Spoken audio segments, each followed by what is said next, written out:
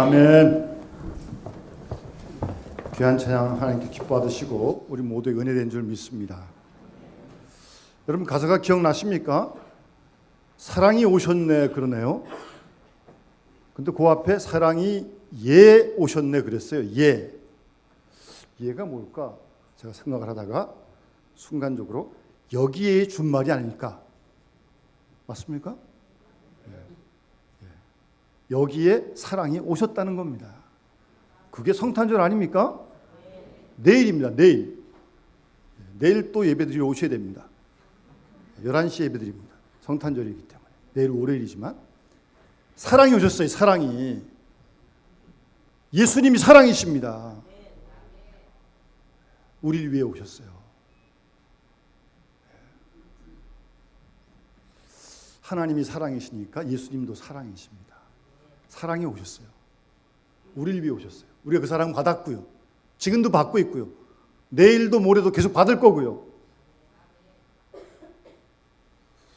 그런 사랑을 그렇게 많이 받았는데 가만히 있으면 안 되죠? 받은 사랑을 나눠야죠. 그렇지 않습니까? 요즘 사회에 좀 불미스러움이 있어가지고 사랑의 온도가 식었다 그러더라고요. 그건 안타까운 일이에요. 불미스러운 일은 그 사람이 잘못한 거고 그렇다고 사랑의 온도가 식으면 안 되죠. 우리 개인적으로도 마찬가지입니다. 우리의 사랑이 자꾸 더 성숙되어지고 좀 더 커지고 넓어지고 그래야 되는 거 아닙니까? 그 사람이 좀 행복한 사람이죠. 그래서 함석 권사님이라고 세상 떠나셨습니다만 우리나라의 그 큰 지도자셨는데 그분이 그런 말씀하셨어요. 사람의 크기는 돈도 지혜도 능력도 지식도 아니다. 명예도 아니다. 권력도 아니다.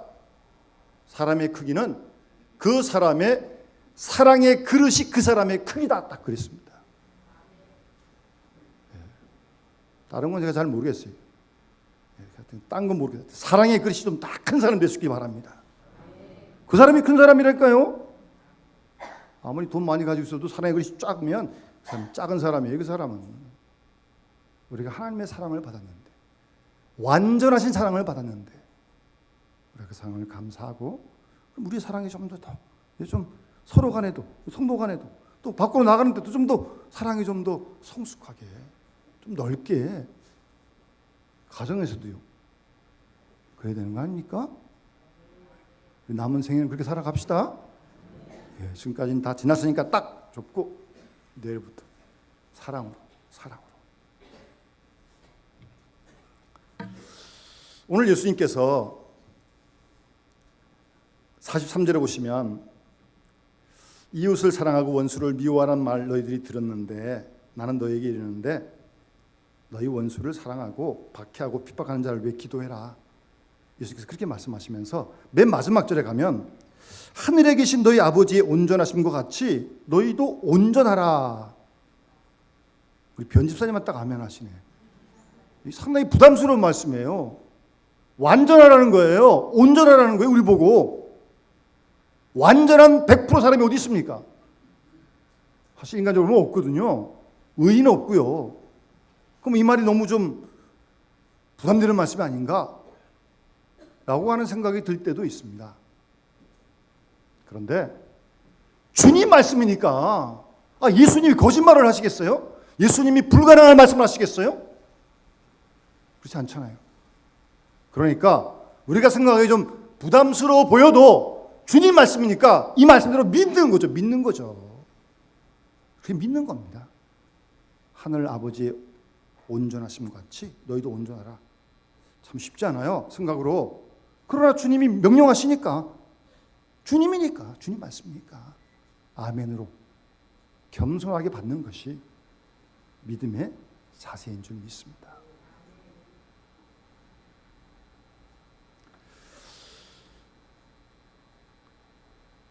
(43절에) 이웃을 사랑하고 원수를 미워하라 했다는 건 너희가 들었다 그랬어요. 성경 어디 봐도 원수 미워하라는 말씀 없습니다. 구약에 없습니다. 집에 한번 찾아보세요. 원수를 미워하라는 말씀 구약에 없습니다. 너희가 들었다는 거예요. 그럼 어떻게 된 거예요 이거? 구약 성경에도 없는 말을 어떻게 들었을까요? 이스라엘 사람들은 그들 나름대로 전해오는 전승이 있었습니다. 나름대로는 성경을 기초로 해서 이렇게 지키겠다고 만든 거거든요. 원래 의도는 나쁜 건 아니에요. 그런 의도로 만든 전승 가운데 이웃은 사랑하고 원수를 미워하라는 거예요. 그러니까 이웃은 누구예요? 쉽게 말씀드리면 자기 동족, 이스라엘 사람들, 그 사람은 사랑하고, 조금 넓히면 자기 뜻에 동조하는 사람까지, 그 사람 이스라엘 사람 아니래도 거기까지는 사랑하고, 그다음 원수, 쉽게 얘기하면 이방인, 하나님 안 믿는 사람 미워하라는 겁니다. 이게 전승이에요. 성경 없지만 왜 이렇게 전승을 만들었을까?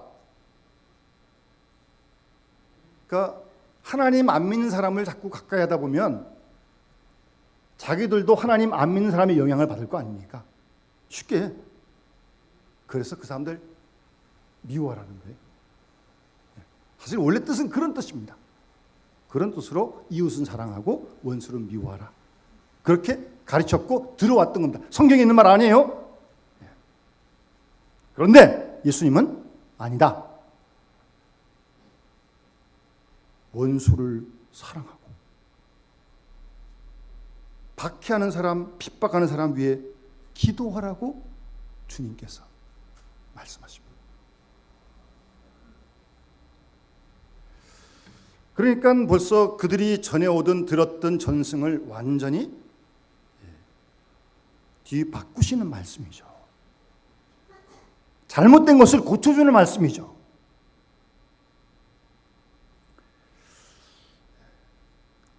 그러니까 이스라엘 사람들은 원래 자기네 동족만 이웃으로 생각했거든요. 그런데 여러분 잘 아시는 누가복음 선한 사마리아인의 비유에 보면 어떤 율법사가 예수님께 와서 어떻게 영생을 얻겠습니까? 그러잖아요. 예수님께서 하나님 사랑해라, 이웃 사랑해라, 내 몸처럼 그렇게 말씀하시잖아요. 그랬더니 그 율법사가 그럼 내 이웃이 누굽니까? 그렇게 물어요. 그러니까 그 사람은 동족이라고 생각하는 거죠. 이웃이.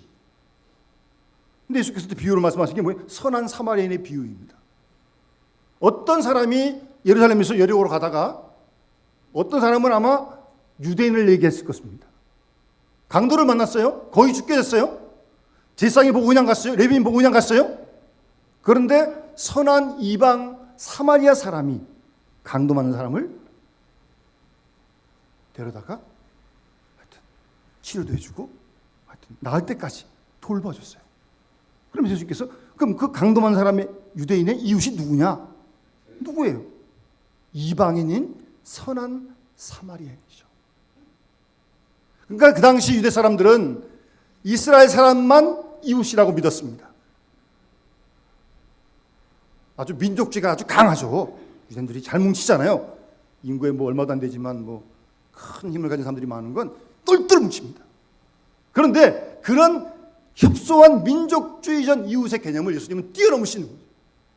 사마리아인이지만 강도만 사람, 유대인 도와준 사람은 그 사람의 이웃은 사마리아인이다. 이방인도 그 사람의 이웃이다.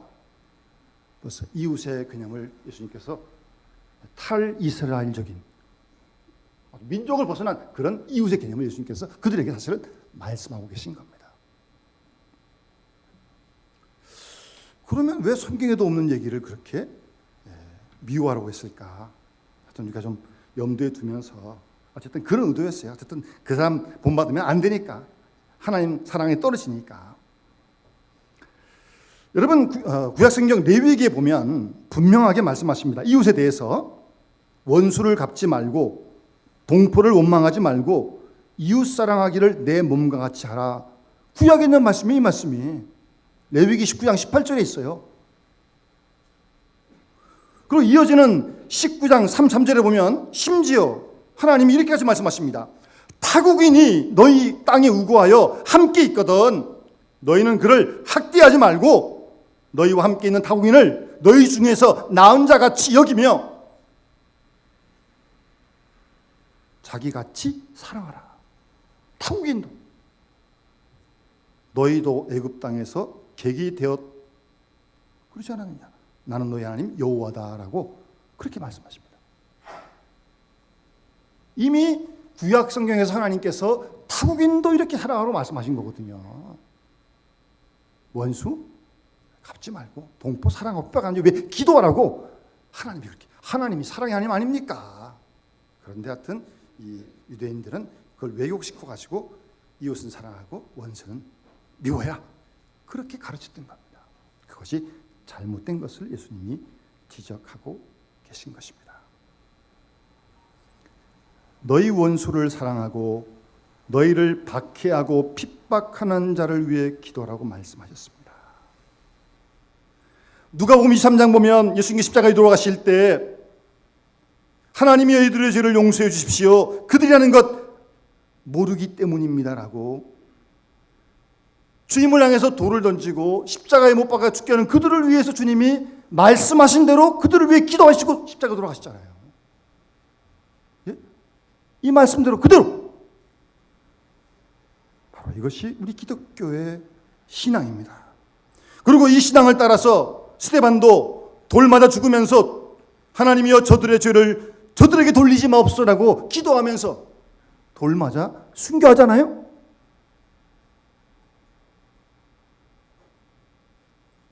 여러분, 이제 올해가 일주일밖에 남지 않았는데 우리가 이 세상을 떠날 때 우리의 마지막 기도에 대해서 좀 깊이 생각을 해야 합니다.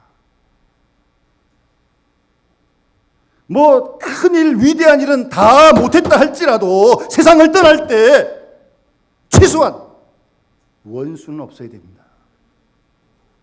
예? 세상을 떠날 때 말이에요. 죽는 순간까지 누구를 미워하면서 원망하는 그런 일이 있으면 안 되겠다는 거예요. 해지기 전에도 풀려고 그랬는데 그런 것도 그걸 쌓아두고 어떻게 하겠다는 거예요? 왜 그랬어요? 참 어리석은 일입니다. 인간관계에서 맺어진 원망의 매듭 반드시 풀고 숨을 거둬야 함을 잊지 마시기 바랍니다. 그렇게 준비하세요. 베드로전서 3장 8절의 말씀 보시면 마지막으로 말하노니 너희가 다 마음을 같이하여 동정하고 형제를 사랑하고 불쌍히 여기고 겸손하며 악을 악으로 욕을 욕으로 갚지 말고 도리어 복을 빌라고 말씀하십니다. 예? 악을 악으로 갚는 거 아니에요. 욕을 욕으로 갚는 거 아니에요. 하나님 말씀이 그렇게 가르치지 않습니다. 상대방이 나에게 악하게 했다고 나도 같이 악하게 하고, 상대방이 나에게 욕했다고 같이 욕하고, 그래서는 안 됩니다. 내가 남으로부터 배신을 당했다고 해서 내가 아무나 배신하면 되는 거 아니에요. 설사 내가 다른 사람에게 어떤 나쁜 일로 막대한 손실을 입었다 할지라도 그 사람에게 똑같은 손해를 끼칠 수 없는 것이 기독교의 복음 아닙니까?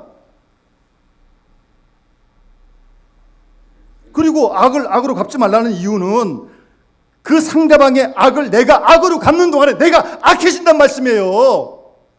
내가 악해지면 되겠어요? 물질도 잃었는데 내가 악해지는 손해까지 보면 되겠어요? 신앙도 잃어버리면 되겠어요?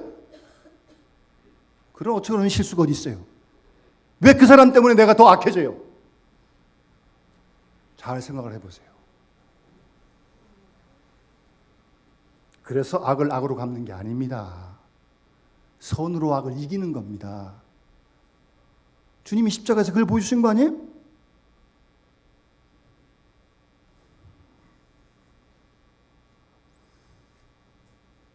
물질로 손해봤으면 그것으로 끝나야지. 그것 때문에 마음의 손실을 입고 신앙의 손실을 입는다면 그것처럼 어리석은 게 어디 있어요? 디모데후서 4장 16절에 보면 사도 바울이 이런 말씀을 합니다. 디모데후서는 거의 사도 바울의 유언장이거든요. 이제 그 편지 쓰고 몇 달 지나잖아요. 세상을 떠나게 됐는데 거기 바울이 이런 글을 씁니다. 내가 처음 변명할 때, 변명한단 말은 뭐 거짓말하고 변명했단 말이 아니고 복음을 전할 때, 쉽게 말씀드리면 그 말이에요. 나와 함께하지 않은 한 자가 아무도 없다. 아마 처음에 바울이 전도할 때 잘 안 믿었던 거야, 사람이. 안 그랬겠어요? 이 사람들 막 핍박하고 막 잡아 죽이려고 했는데 누가 그 바울을 갑자기 회심했다고 믿어주겠어요? 그러니까 처음에 어쨌든 바울을 잘 안 믿었던 것 같아요, 사람들이. 하나도 없다 그랬어요. 다 바울 버리고 떠나갔어요. 그런데요, 저들에게 허물을 돌리지 않기를 원한다. 그럽니다. 떠나간 그 사람들에게 허물을 돌리지 않기를 원한다. 바울을 다 이해하지 못해서 바울을 하여튼 다 떠났어요. 외롭게 아주 고독한 가운데 복음을 전했어요. 그럼에도 불구하고 그 허물을, 떠나간 그들의 허물을 그들에게 돌리지 말라는 거예요. 여러분, 그런 마음 이해하시겠어요? 그 말은 무슨 말입니까? 그 허물을 그들에게 돌리지 말라는 말은 쉽게 생각하면 일단 그 허물은 그 사람만 잘못한 게 아니라는 거죠. 나도 잘못이 있다는 거죠. 관계라고 하는 것은 두 사람 사이에 있는 일인데 한 사람이 떠났다고 해서 그 사람은 물론 잘못해서 떠났겠지만 그렇게 떠났는데 어떤 빌미를 제공할 수도 있고 오늘 제공할 수도 있고 내가 모르게 나에게도 잘못이 있다는 그런 솔직한 인정입니다.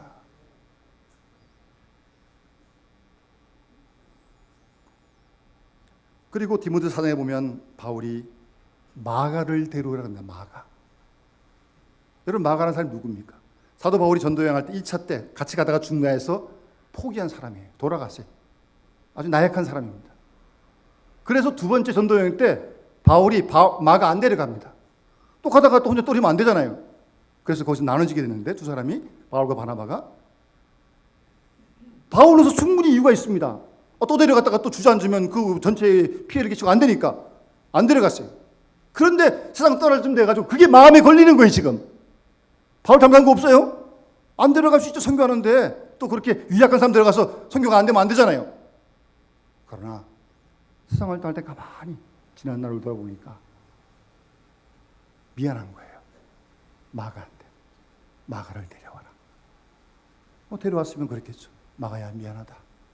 내가 두 번째 너 선교여행 데려가지 않은 거 내가 잘못했다.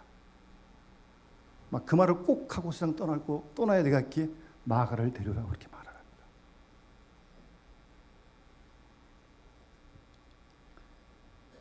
여러분, 어떤 일이 잘못되었을 때 그 모든 책임을 다른 사람에게만 돌리지 마십시오.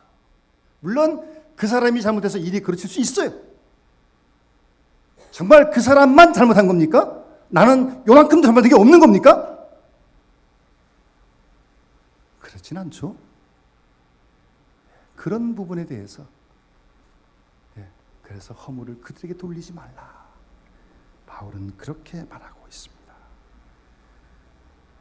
나로서는 희생을 하고 사랑을 하고 최선을 다했다고 하지만 무언가 혹시라도 잘못이 있나라고 스스로를 살피는 정말 깊은 겸손이 바울의 마음입니다. 탁 말해놓고 이제 잘못한 거 없어. 다 저 사람 얘기야. 정말 그런 거예요? 난 아무 책임 없는 거예요?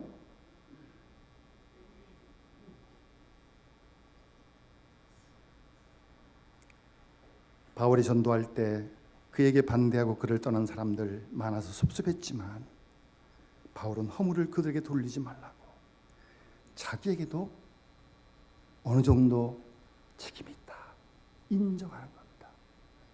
내가 좀 더 희생을 하고 좀 더 지혜롭게 좀 더 부드럽게 좀 더 신앙적으로 했더라면 그런 일이 없을 것인데 라고 뉘우치는 마음이 거기 들어가 있는 거예요. 또 하나 허물을 그들에게 돌리지 말은 지금 이런 상황이 힘들죠. 바울도 떠나가니까 마음도 아프고 섭섭하고 고독하고. 그러나 다시 한번 더 넓게 신의 눈으로 보게 되면 내가 힘들고 어려운 이런 상황을 통해서 하나님이 자기를 훈련시키는 걸 바울은 깨닫고 아는 겁니다. 잘잘못 떠나가지고 모든 걸 합력하여 선을 이루시는 하나님의 섭리를 그 속에서 느낄 수 있었던 겁니다.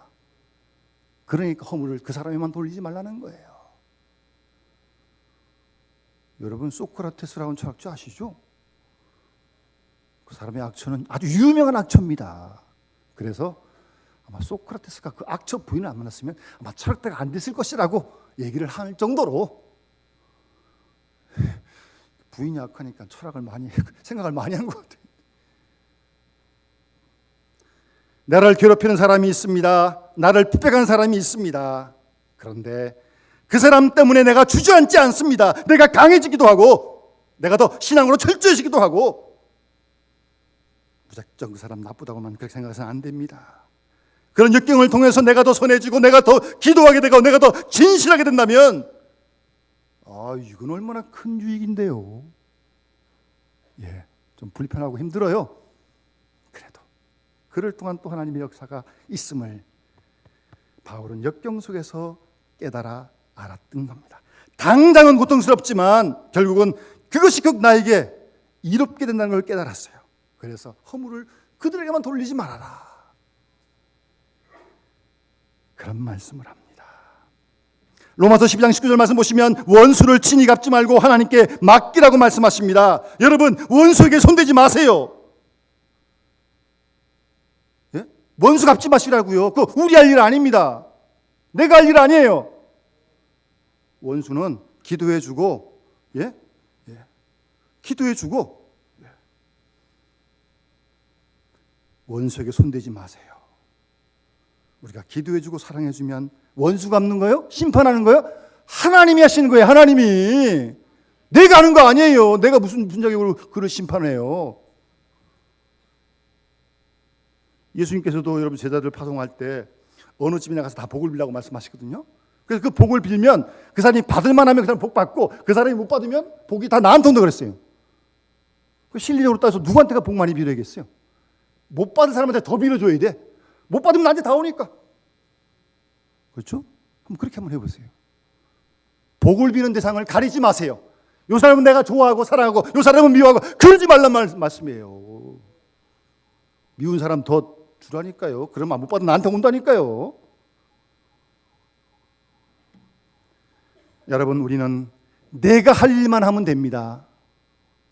하나님 하실 일요? 하나님이 알아서 하실 거예요. 내가 하나님과 자세히 안 돼요. 그는 내가 할 일만 하면 되는 거예요. 왜 오버하세요? 왜? 죄송합니다. 목회자인 저도 때로 간간히 좀 마음이 무겁고 힘들 때가 있습니다. 저보다 여러분 훨씬 더 생각하기 힘드시겠죠. 죄송합니다. 그러나 목회자도 있어요. 목사님 걱정할 게 뭐가 있어요? 그래도 있습니다. 있어요. 그런데요, 어떤 일로 제가 마음이 상당히 무겁고 힘들어요. 그래서 제가 딱 생각해 보기를, 이건 내가 더 계속 마음을 무겁고 힘들게 가지면 일단 저한테 마이너스고, 그렇게 끙끙 앓다가 금, 토 지나가지고 설교하러 섰다. 얼굴이 우중충해가지고 근심이 확 쪄들어가지고 그래가지고 무슨 설교를 하겠어요? 그러면 교인들한테 민폐가 되는 거고, 그렇잖아요. 그래서요, 우리 신앙의 선배들은요, 토요일날 갔을 때 목사님에게 전화 안 했습니다. 기쁜 일 아니면, 사람 돌아가신 일 아니면 절대 전화 안 합니다. 왜요? 주일날 말씀 잘 전할 수 있는 심령 상태를 준비하도록.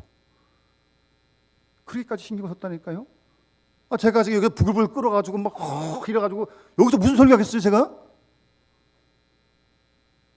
그래서 그래봐야, 마음 담아봐야, 무거워봐야 나한테 마이너스고 교인들한테 마이너스니 안 되겠다.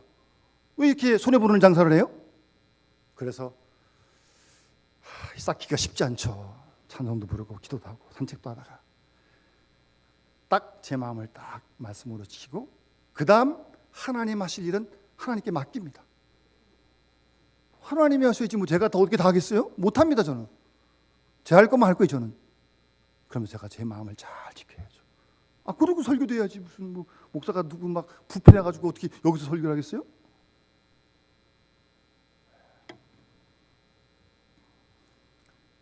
하나님 하실 일 내가 맡아 하려고 하지 마세요. 심판하는 일, 복수하는 일 하나님이 하실 거라니까요. 그 내 일 아니에요. 나는 다만 그를 불쌍히 여기고 기도해 줄 뿐입니다.